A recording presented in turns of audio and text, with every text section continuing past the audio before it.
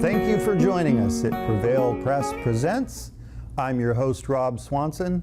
Today we are talking with Aron Osborne, author of So Many Mountains, Which One to Climb? Aron, thank you for joining us. Thank you, Rob. Thank you so much for having me today. I love this book. Aron, this was one of the most refreshing books I have read in decades. I'm 55 years old. I've been a Christian for 30 years.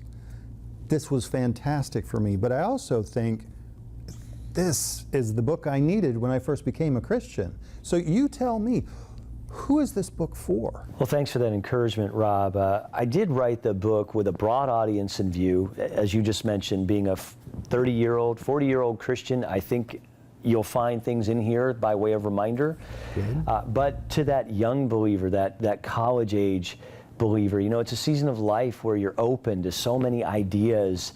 But without speaking for college students today, I know myself, I was pretty opinionated. I thought pretty clearly that I had things figured out.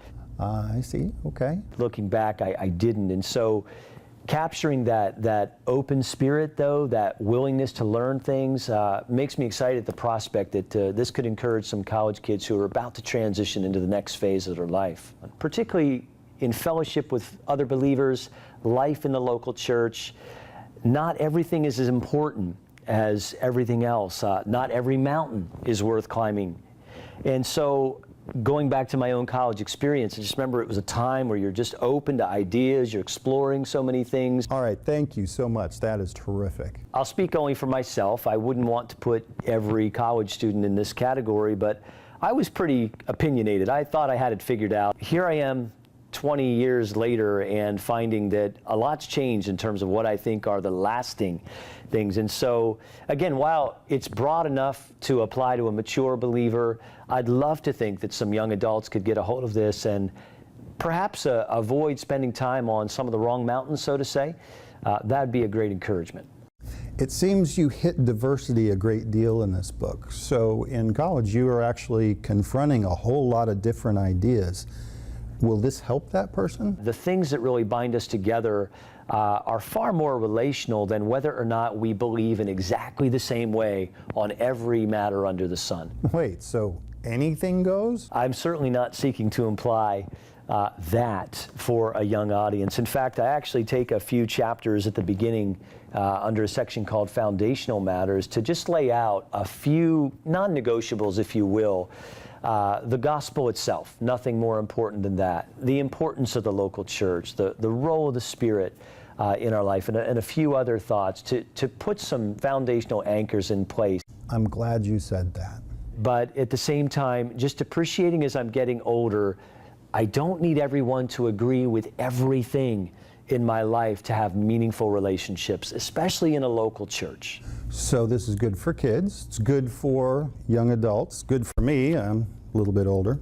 Tell me, who is this book not for? Who shouldn't read this book? I would say if you're a person who is dogmatic about a lot, where you think there are 100 things that we all must agree on if we're going to fellowship, do life together, be in the same church, then this book is probably not for you. The very spirit of the book is actually to convey just the opposite, that we're going to be fellowshipping and worshiping and living with Christians in heaven who probably had some very different theological persuasions than us, and yet there we are together, accepted by God. So if you are a very rigid, dogmatic person, you'll probably find yourself just disagreeing with the chapters I left out more than benefiting from the ones that I put in. But if you are really asking that question, what are the things that are going to help me go the distance with fellow believers?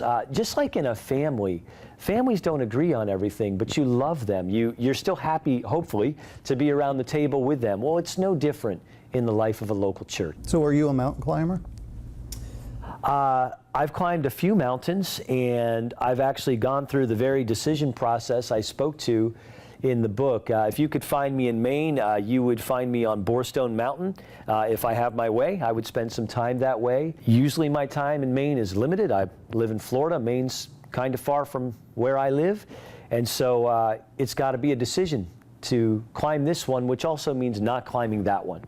So, Aron, tell me, what's next? What are your next projects? Thanks for asking, Rob. I have pledged to a few friends who've told me I ought to write some more, that if this book sells in the dozens, I'll give it another crack. But seriously, there are a few things I'm working on. We spoke about young adults, college-age students earlier. I've always had a burden for that demographic, that age group, having become a Christian when I was 17. And so there's a devotional book that I'm beginning to compile some thoughts on. And then also, secondly, a book on counseling, specifically centered on the themes of compassion and empathy, presence. If you're someone like me, you're prone to think that a lot of words is what makes for good counseling.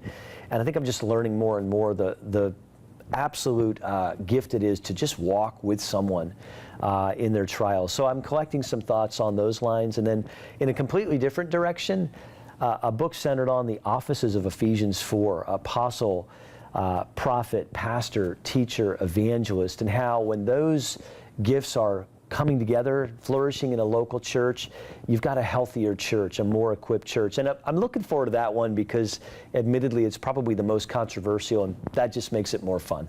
I am excited to read those books, just like I'm excited to read this again. So, you have the opportunity to read Aron's first book in preparation for all the next. Thank you for joining us, Aron. You too can get your book today.